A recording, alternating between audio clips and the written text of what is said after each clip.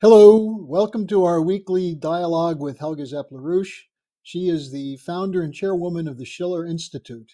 I'm Harley Schlanger. It's February 15th, 2023. And Helga, there are many significant developments we have to take up today.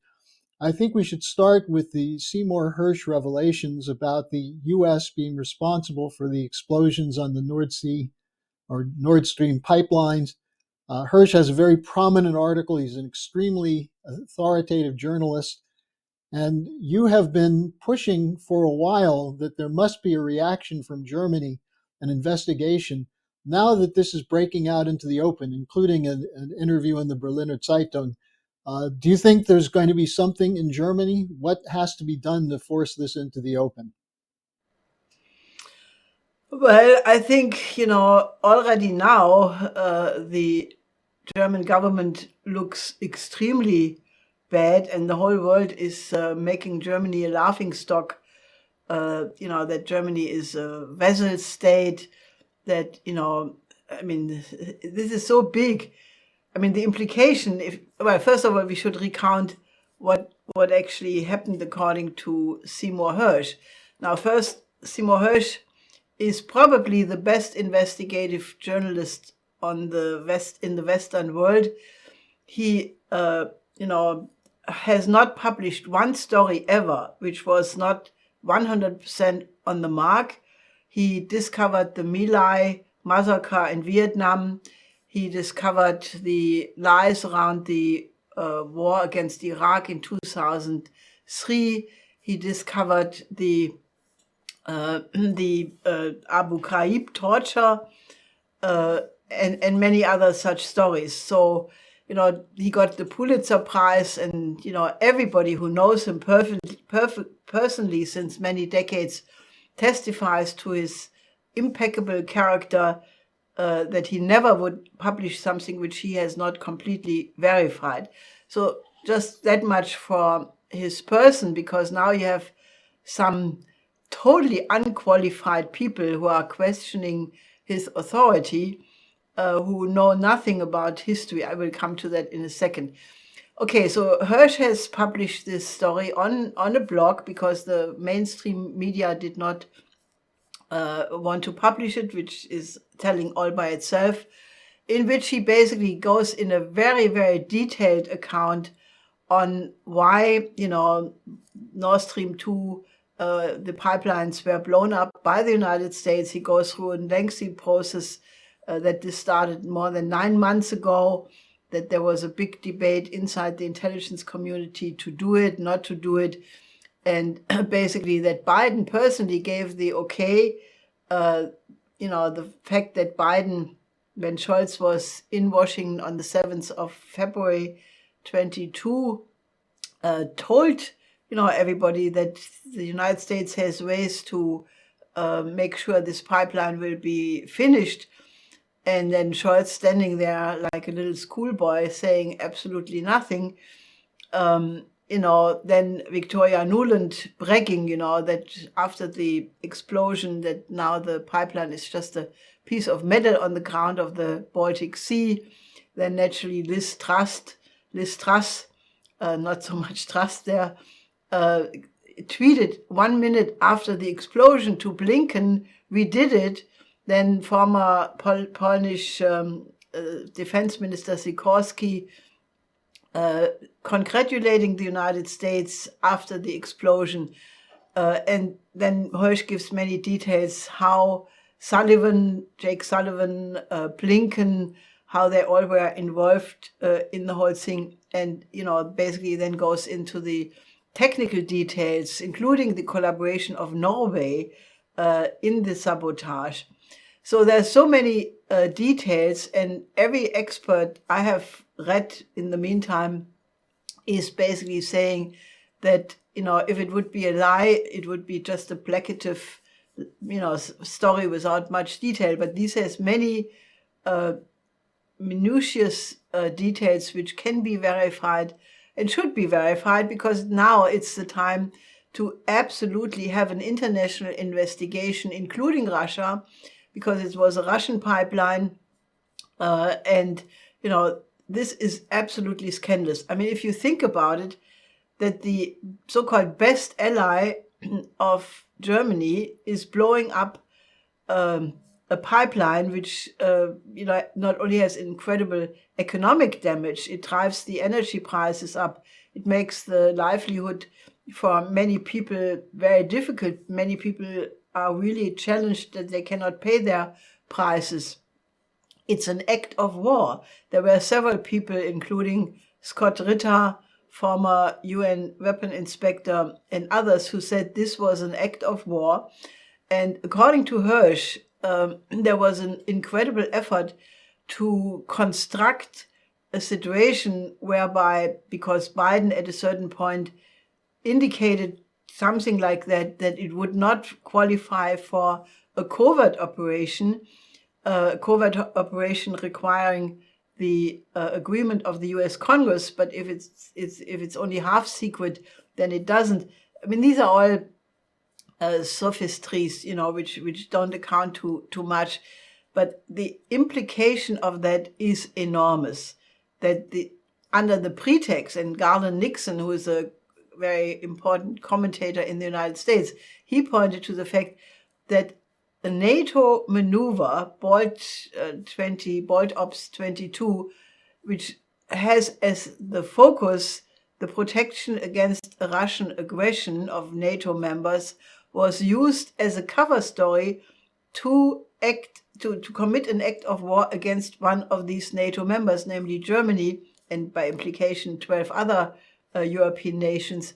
That is just completely enormous. And there is no way how the carpet can be, how this can be pushed under the carpet. I think this cries for absolute openness. It puts into question, what is the relationship within NATO? Norway, the United States are NATO members, and if they commit an act of war against Germany, well, I think a lot of very hard questions have to be answered by this German government, and naturally the United States and Norway and possibly others. On the Norway question, former British ambassador to, I think, Uzbekistan, Craig Murray, wrote that it's obvious that Norway and the United States profited economically from this. Not that they did it for the economic profit, but they've made huge amounts of money by forcing Germany and other countries to have to buy liquefied natural gas from the United States. Now, Helga, just from your sense of the situation, you issued a strong statement demanding an investigation. The article in the Berliner Zeitung, which was an interview with Hersh, which revealed a few more bits of information.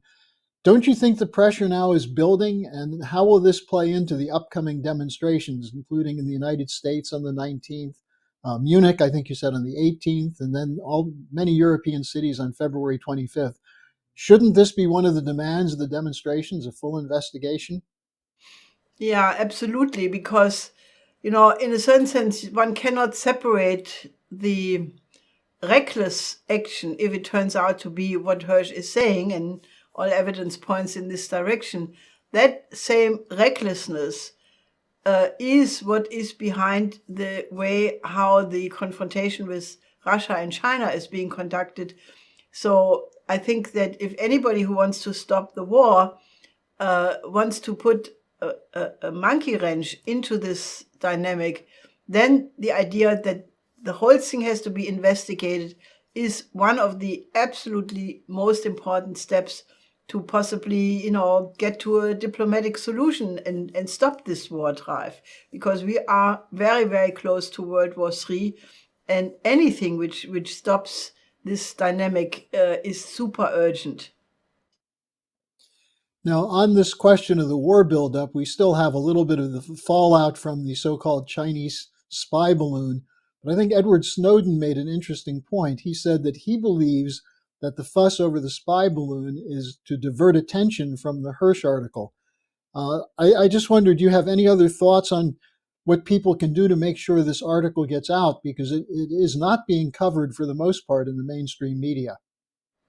You mean the Snowden article? No, the Hersh article.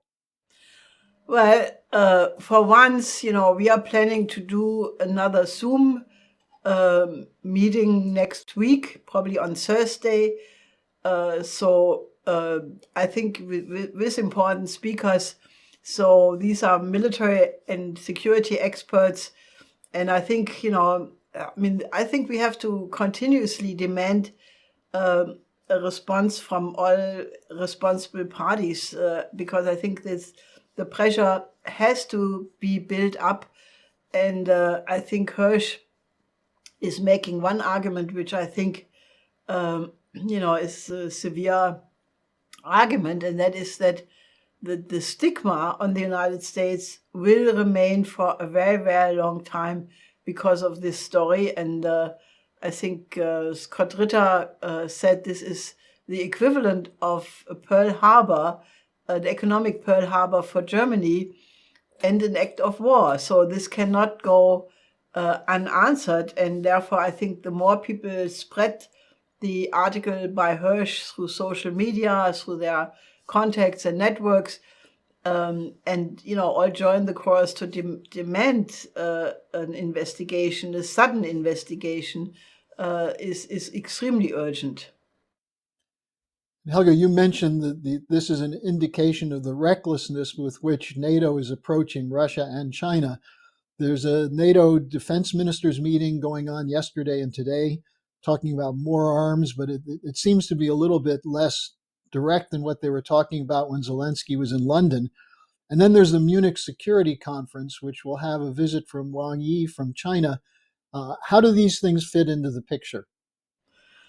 Well, I think NATO is more in disarray than they admit. I mean, at this meeting, which was taking place or is taking place still today, it is very clear that, at least from the reporting, that all the Western industrial, military industrial firms cannot produce enough ammunition quickly enough to compensate for what is being used by the Ukrainians.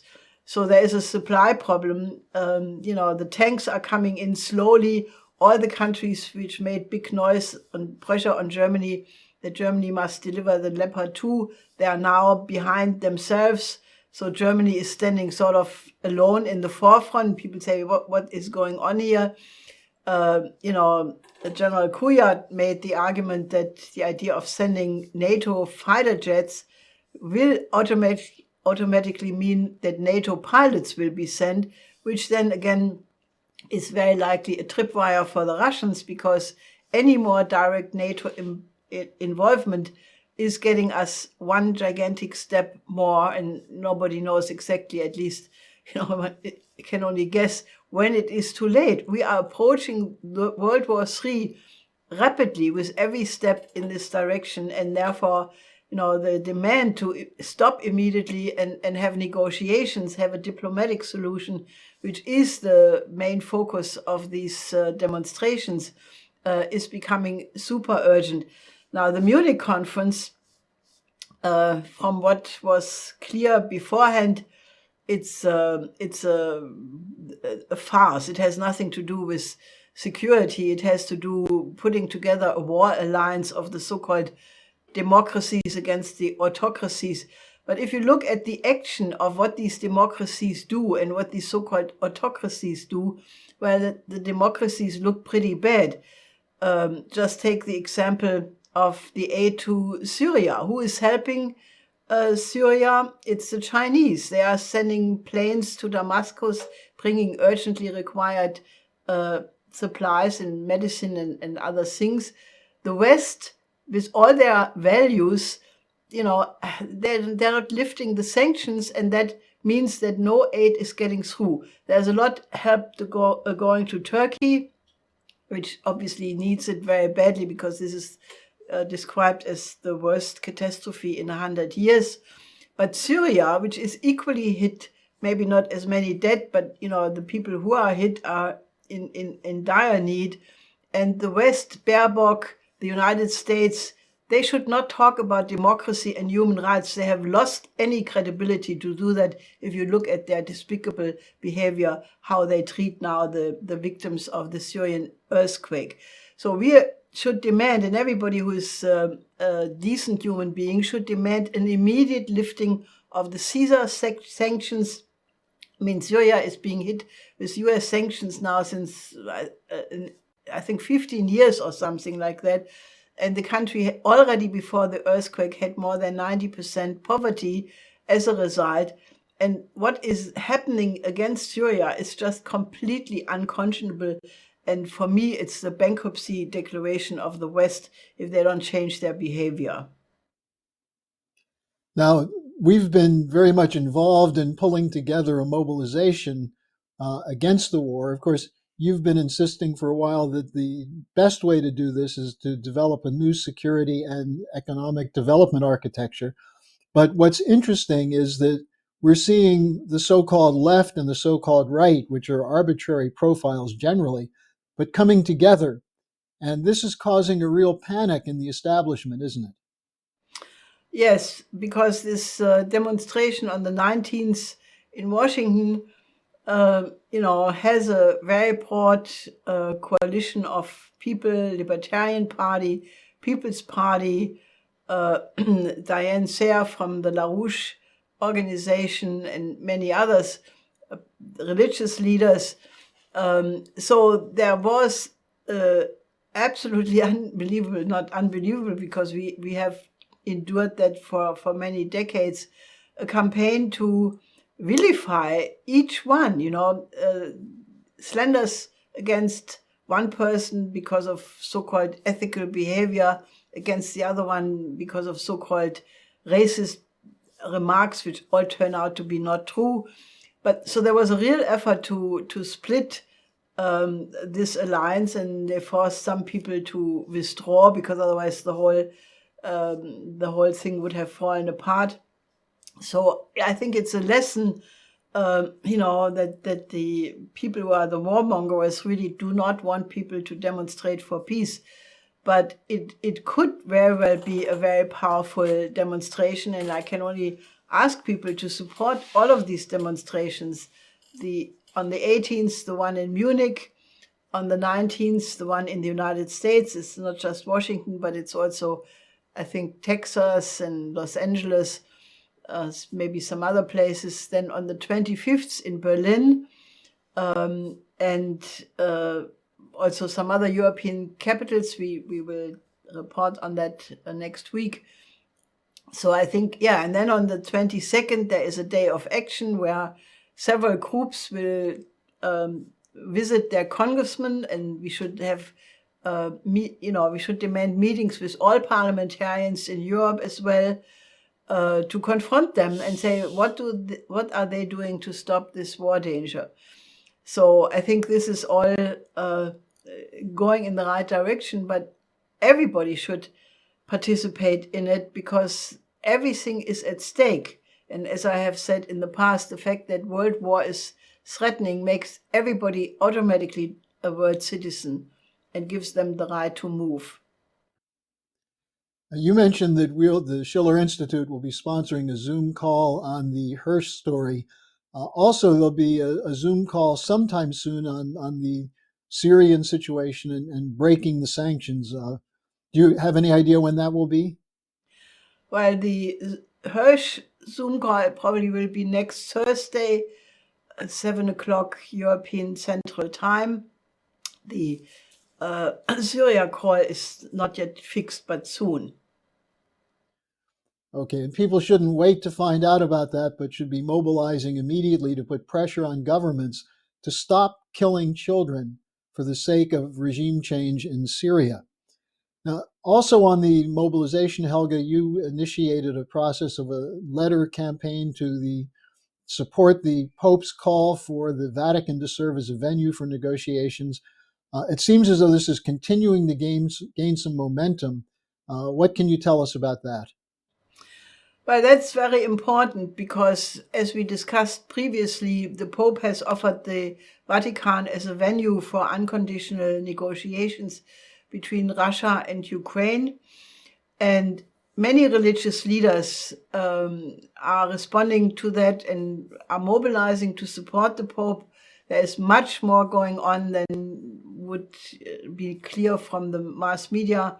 I'm in contact with many religious groups in many countries, and I can only urge you, please join this fight. Several people have said, this will not happen immediately, but, it will be a very important option to use in a moment of utmost crisis. So please send me your comments if you have any question. I would like to get in a much more direct communication with you. So if you send comments to this show, I promise it will be answered. And we have to get many more people actively involved, because what is really at stake is the existence of civilization. And I think most people, they don't have yet a comprehension that if it comes to nuclear war, the likelihood that all life on this planet will be extinct is super high. 10 years of nuclear winter to follow a nuclear exchange would eliminate all life on the planet. And that is why we need you, and you to mobilize every network and every colleagues and friends you have. And when you call for people to be in touch with you and with the Schiller Institute, one of the things that you did was you put out a statement of what you called 10 fundamental principles, which would underlie the basis not just for ending the war, but for peace. I know this is being circulated very widely. I'm receiving comments on it. But I think, again, to mobilize the proper kind of response to this war situation, it would be worth it for you to just summarize the intent you had with this and why it's so essential that this kind of discussion take place, because this is what the censorship is aimed at stopping, keeping people from discussing these kinds of principles that go above day-to-day politics. Yes, because, it is clear to me, since this war in Ukraine happened, that, the whole structure is completely inadequate for the long-term survival of humanity.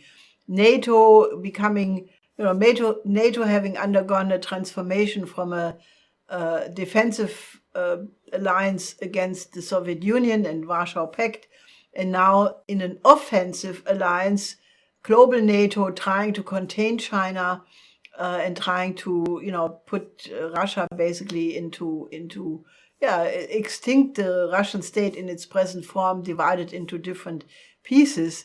And I think, that is not a new thing. That was already pushed by Madame Albright. So, I don't need Putin to tell me that, because every time you're saying something like that, the argument comes, oh, you are Russian, you are repeating Russian propaganda. But I think this effort to put a gag order on anybody who discusses the strategic situation is just intolerable, because, the present way how NATO is set up against Russia and against China is the prescription for a tragedy from which nobody will recover. So it was clear to me from the beginning, we need a new international security and development architecture, which, as it was the case with the Peace of Westphalia, takes into account the security interest of every country on the planet, and that includes emphatically Ukraine, Russia, China, and many other countries which are falling through the cracks right now.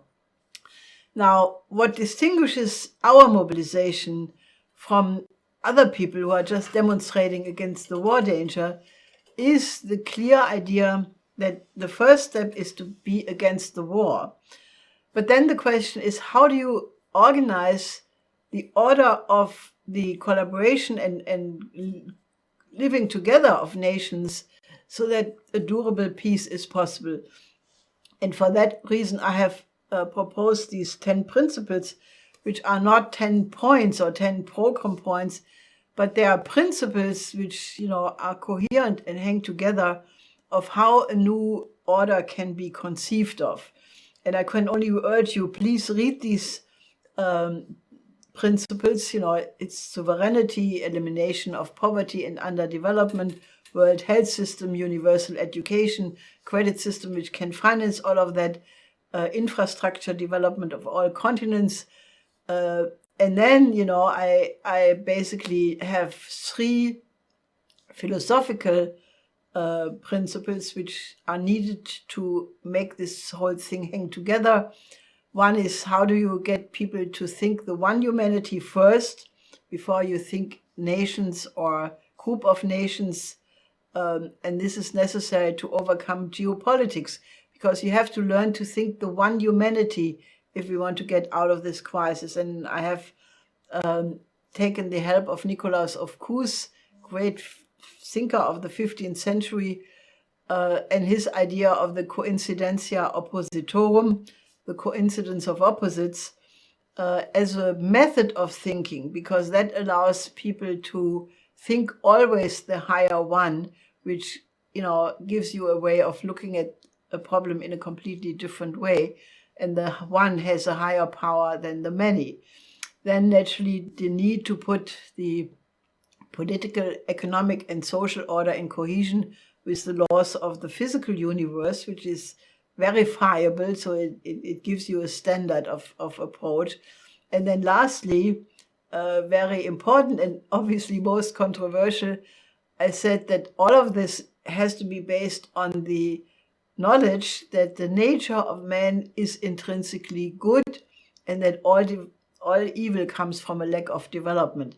Now, I got a lot of responses to that, but I underwent the effort to look at which philosophy and which epistemological approach assumes an image of man where man is good, and which one assumes an image of man where man is bad. Well, and it's so funny. All the great religions have an image of man as being good. So does humanism, classical art, and basically all these are outlooks which assume that it is the obligation of man to self-perfect, to unfold all the potentials one has, while the oligarchy and empires say, no, man is evil, you need a Leviathan, you need a strong dictatorship to subdue the evil character of man. So it's a very interesting question, and I'm looking forward to get many comments, because that is, in my view, the absolutely most crucial question. Can we find a solution to the dilemma in which we are in or not? And for those who want to pursue more deeply these 10 principles, they're posted on the schillerinstitute.com website under 10 fundamental principles from Helge Zepp-LaRouche. And let me also encourage people that as part of the commemoration of Lyndon LaRouche's, the 4th anniversary of his passing, which was last week, that we have put up some videos and presentations from Mr. LaRouche, which provide insights and inspiration, which should help people in facing this crisis with the kind of courage and intellectual boldness that's needed. Helge, anything you want to add in conclusion? Just mobilize and go to these demonstrations and mobilize all of your friends to do likewise. Good advice. So thanks for joining us today, and we'll see you again next week. Till next week.